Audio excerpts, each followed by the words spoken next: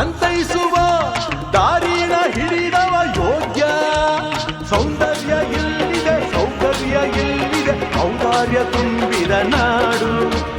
ಈ ನಾಡ ದೇವಿಯ ಆರಾಧನೆ ನನ್ನ ಈ ಪ್ರೀತಿ ಹಾಡು.